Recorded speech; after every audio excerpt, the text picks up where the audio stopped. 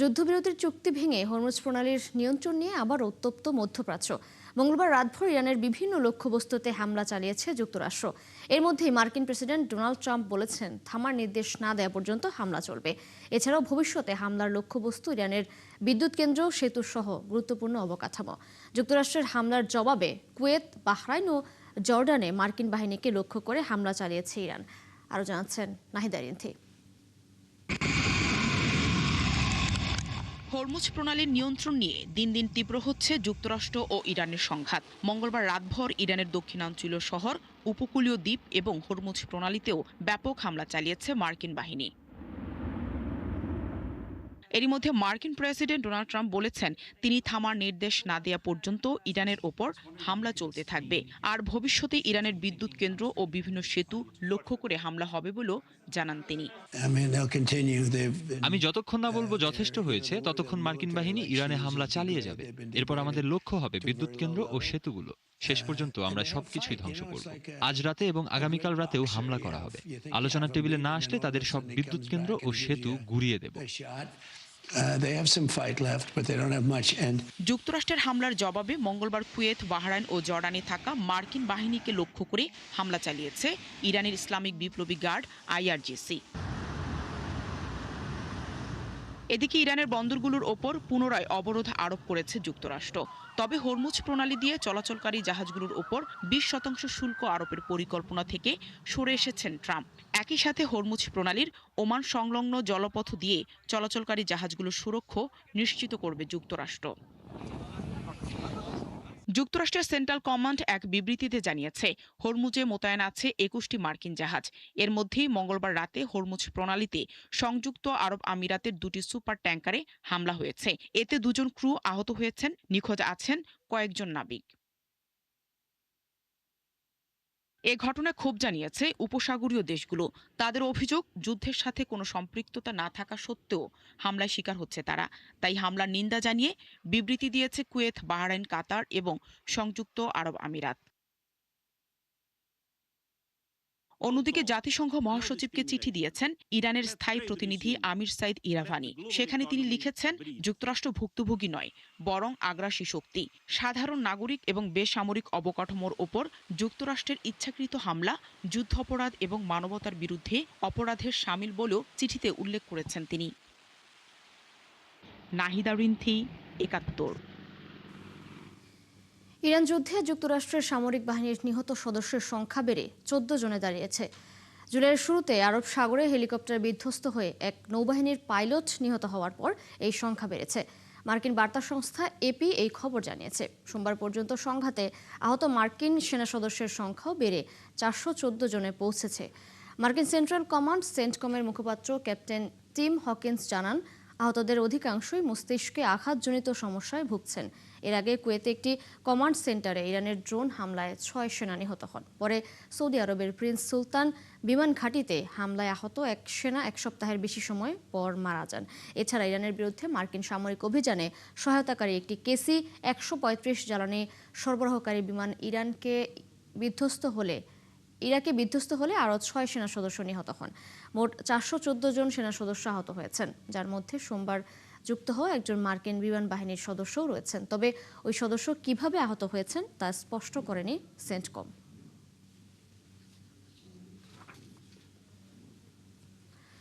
চলমান যুদ্ধে মার্কিন সামরিক কর্মকর্তা ও চুক্তিবদ্ধ কর্মীদের অবস্থান শনাক্ত করার জন্য মধ্যপ্রাচ্য জুড়ে বিভিন্ন কোম্পানির মোবাইল নেটওয়ার্ক হ্যাক করেছে ইরান। মোবাইল সার্ভেইলেন্স মনিটর নামের একটি সংস্থার বরাত দিয়ে মঙ্গলবার ব্রিটিশ সংবাদ মাধ্যম ফিনান্সিয়াল টাইমসের এক প্রতিবেদনে এই তথ্য জানানো হয়েছে। এদিকে ইরানের মোবাইল হ্যাকের এই তথ্য প্রকাশিত হওয়ার পর মার্কিন আইন প্রণেতারা বেশ উদ্বিগ্ন হয়ে পড়েছেন। তারা সতর্ক করে দিয়ে বলেছেন, মোবাইল রোমিং ব্যবস্থা এবং স্মার্টফোনের বিজ্ঞাপন প্রযুক্তি মার্কিন সামরিক বাহিনীকে হামলার ঝুঁকিতে ফেলে দিয়েছে। ইরানের এই কাজের বিষয়ে অবগত সংশ্লিষ্ট এক ব্যক্তি ফিনান্সিয়াল টাইমসকে জানান, ইরান কিংবা তার মিত্ররা মার্কিন কর্মীদের অবস্থান শনাক্ত করতে স্থানীয় ফোন অপারেটরদের সঙ্গে থাকা রোমিং চুক্তির সুযোগ নিয়েছে বলে পারস্য উপসাগরীয় অঞ্চলের কর্মকর্তারা সন্দেহ করছেন। গত ফেব্রুয়ারির শেষের দিকে ইরানের বিরুদ্ধে যুক্তরাষ্ট্র ও ইসরায়েলের হামলার প্রস্তুতি নেওয়ার সময় এই ট্র্যাকিংয়ের চেষ্টা চালানো হয়েছিল এবং সংঘাতের শুরুর দিনগুলোতেও তা অব্যাহত ছিল।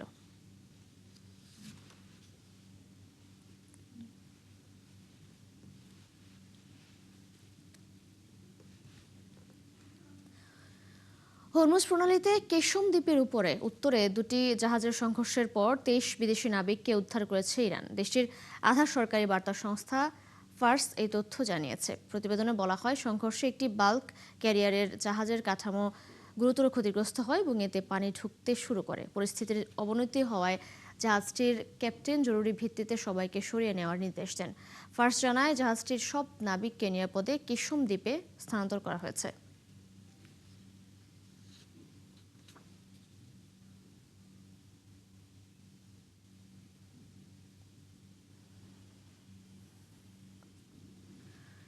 জাতীয় নির্বাচনকে সামনে রেখে আগামী শুক্রবার ভেঙে দেয়া হবে নেসেট হিসেবে পরিচিত ইসরায়েলের সংসদ।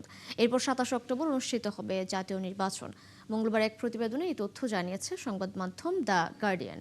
ব্রিটিশ সংবাদ মাধ্যমটি বলেছে, 2023 সালের 7 অক্টোবর ফিলিস্তিনি সশস্ত্র গোষ্ঠী হামাস ইসরায়েলে হামলা চালানোর পর প্রথমবারের মতো জাতীয় নির্বাচন আয়োজন করতে যাচ্ছে দেশটি। এর মাধ্যমে যুদ্ধাপরাধে অভিযুক্ত নেতানিয়াহুর জোট সরকারের জনপ্রিয়তা যাচাই হবে। তবে সংসদ ভেঙে দেওয়ার আগেই নেতানিয়াহুর জোট সরকার কিছু বিতর্কিত আইন পাশ করানোর চেষ্টা করছে, যেন নির্বাচনে তারা সাধারণ মানুষের ভোট পেতে পারে। এছাড়া পশ্চিম তীরে ফিলিস্তিনিদের ভূখণ্ড দখল করে নির্বাচনের আগ পর্যন্ত নতুন নতুন অবৈধ বসতি স্থাপন বেড়ে যেতে পারে। এর ফলে ফিলিস্তিনিদের উপর সহিংসতা বাড়বে বলে সংবাদ মাধ্যম দ্য গার্ডিয়ান জানিয়েছে। বিভিন্ন জরিপ বলছে, এবারের নির্বাচনের মাধ্যমে 76 বছর বয়সী নেতানিয়াহু প্রধানমন্ত্রিত্ব হারাবেন, যদিও এর আগে জরিপকে ভুল প্রমাণিত করে তিনি ক্ষমতায় এসেছিলেন।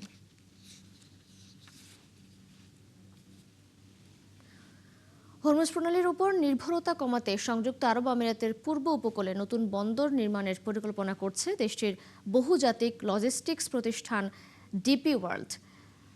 ফাইন্যান্সিয়াল টাইমসের প্রতিবেদনে বলা হয়, ভবিষ্যতে মধ্যপ্রাচ্যের অস্থিরতার ঝুঁকি মোকাবেলায় হরমুজ প্রণালীর উপর নির্ভরতা কমানোর যে বৃহত্তর পরিকল্পনা আবুধাবি নিয়েছে, ডিপি ওয়ার্ল্ডের এই উদ্যোগ তারই অংশ।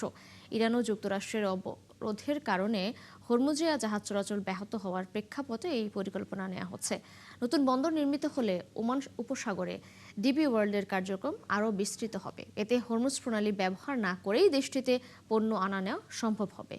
পরে সড়কপথে ট্রাকে করে যেসব পণ্য দুবাই, আবুধাবি এবং প্রতিবেশী উপসাগরীয় দেশগুলোতে পরিবহন করা যাবে। তবে প্রকল্পের কাঠামো ও অর্থায়ন এখনও চূড়ান্ত হয়নি বলে জানিয়েছে ডিপি ওয়ার্ল্ড কর্তৃপক্ষ।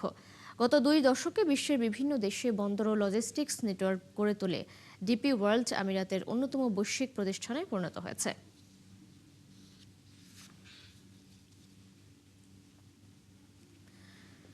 সৌদি আরবের একটি নজরদারি ড্রোন ভূপাতিত করার দাবি করেছে ইরান সমর্থিত হুথি বিদ্রোহীরা।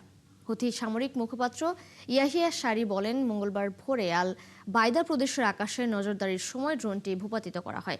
এর আগে বিদ্রোহী নিয়ন্ত্রিত সানা আন্তর্জাতিক বিমানবন্দরের হামলার অভিযোগ তোলে হুথিরা। জবাবে সৌদি আরবের একটি বিমানবন্দর লক্ষ্য করে হামলা চালানোরও দাবি করে তারা। অন্যদিকে ইয়েমেন সরকার জানিয়েছে, ইরানের একটি বিমানকে সানায় অবতরণে বাধা দিতেই ওই অভিযান চালানো হয়। ইয়েমেনের আকাশসীমা লঙ্ঘনের যে কোনো প্রচেষ্টার জবাব দেয়া হবে বলে হুঁশিয়ারি দিয়েছে হুথি বিদ্রোহীরা।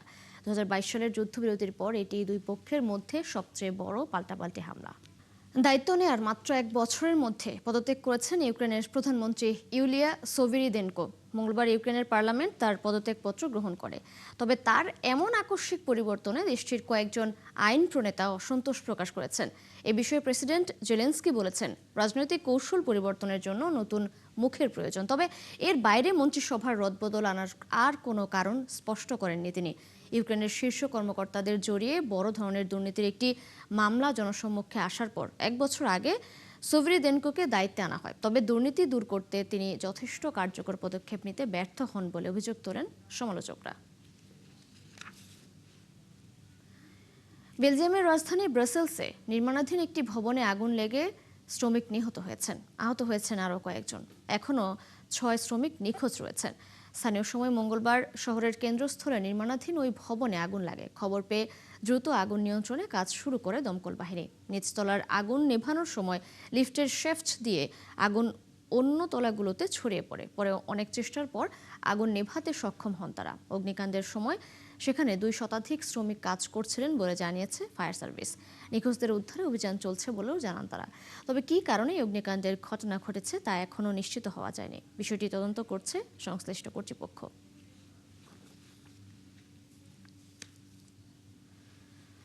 যুক্তরাষ্ট্রের সান ফ্রান্সিসকো উপসাগরে আলকাট্রাস দ্বীপের কাছে আগুন লাগার পর উল্টে গেছে পর্যটকবাহী একটি 3 তলা নৌযান। এই ঘটনায় একজন নিহত হয়েছেন, নিখোঁজ রয়েছেন আরও 2 জন। স্থানীয় সময় মঙ্গলবার এই দুর্ঘটনা ঘটে। এ সময় নৌযানটিতে 19 জন আরোহী ছিলেন। আগুনের খবর পেয়ে ঘটনাস্থলে পৌঁছে একজনের দেহ উদ্ধার করে কোস্টগার্ড ও পুলিশের মেরিন ইউনিট। কর্তৃপক্ষ জানিয়েছে 13 জন নিরাপদে উদ্ধার হয়েছেন। আহত আরও 3 জনকে হাসপাতালে ভর্তি করা হয়েছে। নিখোঁজ 2 জনকে উদ্ধারে সান ফ্রান্সিসকো উপসাগরে 11টি উদ্ধারকারী নৌযান নিয়ে চলছে তল্লাশি অভিযান। দুর্ঘটনার কারণ জানতে তদন্ত শুরু হয়েছে। ঘটনার পর নিহতের পরিবারের প্রতি গভীর সমবেদনা জানিয়েছেন সান ফ্রান্সিসকোর mayor Daniel lory.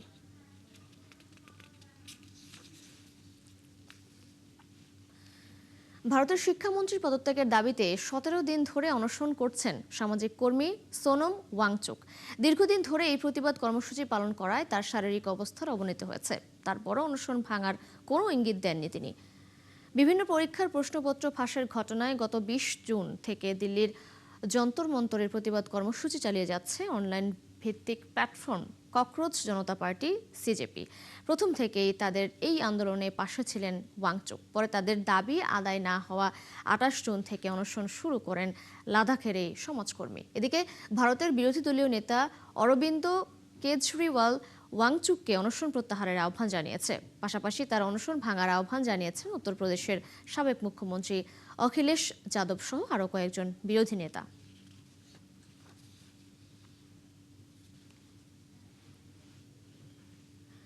Fascist Sheikh হাসিনার দেশে ফেরা প্রসঙ্গে ভারতের পররাষ্ট্র মন্ত্রণালয়ের মুখপাত্র রণধীর জয়সওয়াল বলেন, প্রত্যর্পণ একটি আইনগত বিষয়, আর সেই অনুযায়ী ব্যবস্থা নেওয়া হবে। ভারতে পালিয়ে যাওয়া ফ্যাসিস্ট শেখ হাসিনা চলতি বছরের ডিসেম্বরের মধ্যে দেশে ফিরবেন, এমন মন্তব্যের বিষয়ে জয়সওয়াল একথা বলেন। তিনি বলেন, এই বিষয়ে তাদের দৃষ্টিভঙ্গির কোনো পরিবর্তন হয়নি। 2024 সালের 5 আগস্ট আন্দোলনের মুখে বাংলাদেশ থেকে পালিয়ে যাওয়ার পর থেকে ভারতে অবস্থান করছেন বাংলাদেশের ক্ষমতাচ্যুত প্রধানমন্ত্রী শেখ হাসিনা। এরই মধ্যে বাংলাদেশের আদালতে জুলাই গণঅভ্যুত্থানে গণহত্যার দায়ে তাকে মৃত্যুদণ্ডাদেশ দেওয়া হয়েছে। এদিকে ভারতে নির্বাসিত শেখ হাসিনা সংবাদ মাধ্যম রয়টার্সে এক সাক্ষাৎকারে জানান, চলতি বছরের ডিসেম্বরে তিনি তার দলের জ্যেষ্ঠ নেতাদের সঙ্গে নিয়ে দেশে ফিরে স্বেচ্ছায় আদালতে আত্মসমর্পণ করার পরিকল্পনা করছেন। 16 বছরের কম বয়সীদের জন্য সামাজিক যোগাযোগ মাধ্যম পুরোপুরি নিষিদ্ধ করার পরিকল্পনা করছে যুক্তরাজ্য। নতুন এই নিয়মের আওতায় রাত 12টা থেকে সকাল 6টা পর্যন্ত 16 থেকে 17 বছর বয়সীরা ফেসবুক, ইনস্টাগ্রাম কিংবা টিকটকের মতো অ্যাপ ব্যবহার করতে পারবে না। যুক্তরাজ্যের প্রযুক্তিমন্ত্রী লিজ কেন্ডাল এক বিবৃতিতে বলেন, তরুণদের পর্যাপ্ত ঘুম নিশ্চিত করতে, স্কুল কলেজে মনোযোগ বাড়াতে এবং পরিবার ও বন্ধুদের সঙ্গে মানসম্পন্ন সময় কাটাতে এই পদক্ষেপগুলো নেওয়া হয়েছে। দেশটির সরকার জানিয়েছে, চলতি বছরের শেষ নাগাদ সামাজিক মাধ্যম নিয়ন্ত্রণের প্রথম দফার বিধিমালা ব্রিটিশ পার্লামেন্টে উত্থাপন করা হবে। এর আগে বিশ্বের প্রথম দেশ হিসেবে শিশুদের জন্য সামাজিক মাধ্যম নিষিদ্ধ করেছে অস্ট্রেলিয়া।